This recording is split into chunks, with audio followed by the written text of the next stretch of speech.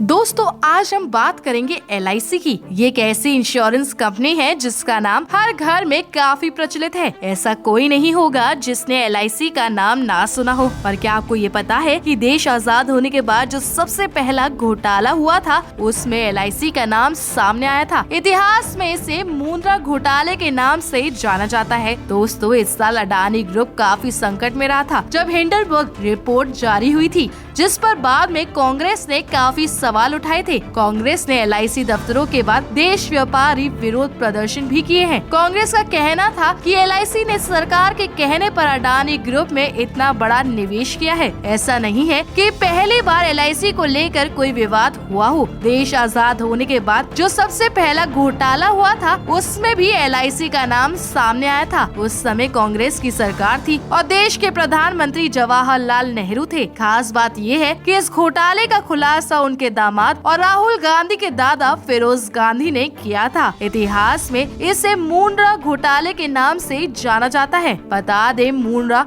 घोटाला 1957 में हुआ था। उस वक्त देश में तकरीबन 2.5 छोटी बड़ी कंपनियां थी। 1956 में देश के नागरिकों को बीमा की गारंटी देने के लिए संसद ने विधेयक पारित किया और 245 कंपनियों का विलय कर LIC यानी भारतीय जीवन बीमा निगम का गठन किया। उस वक्त सरकार ने इसमें 5 करोड़ रुपए की पूंजी लगाई थी। LIC अपनी नीति के तहत निवेश करती थी। 1957 में LIC ने कोलकाता के कारोबारी हरिदास मुंद्रा की कंपनी के शेयर 1.25 करोड़ रुपए में खरीद लिए थे। खास बात ये है कि उस वक्त मुंद्रा की कंपनी का वित्तीय रिकॉर्ड अच्छा नहीं था। ऐसे में सौदे को लेकर सवाल उठे, लेकिन उन्हें दरकिनार कर दिया गया था। दरअसल मुंद्रा ने LIC से निवेश इसलिए कराया था ताकि उसके शेयर के भाव बढ़ सके। LIC को इस बारे में खबर थी, लेकिन इस सौदे पर किसी ने आपत्ति नहीं जताई। सब मामला सेट हो गया, किताबी भांडा फूट गया। आरोप ये भी लगा कि इस सौदे के लिए मुंद्रा ने कांग्रेस को 2.5 लाख रुपए का चंदा दिया है। भांडा फूटने के बाद राहुल गांधी के दादा फिरोज गांधी ने अपने ही ससुर जवाहरलाल नेहरू के खिलाफ आवाज उठाई। उन्होंने सवाल किया कि जब मुंद्रा ने अपनी कंपनी को फायदा पहुंचाने के लिए LIC से निवेश कराया तो सरकार ने इसका विरोध क्यों नहीं किया। तब वित्त मंत्री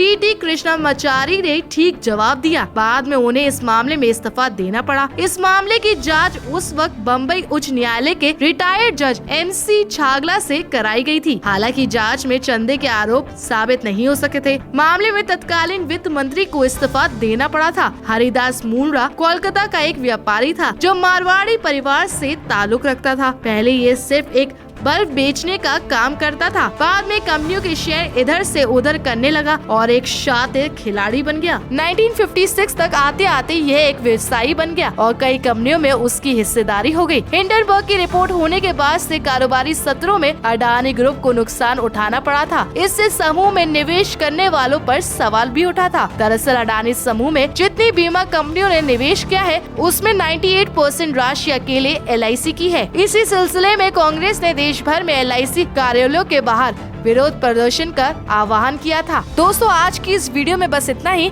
आपको कैसी लगी आज की हमारी ये जानकारी हमें कमेंट सेक्शन पे जरूर बताएं। अगर आपको आज की हमारी वीडियो अच्छी लगी हो तो इसे लाइक और शेयर करना ना भूलें।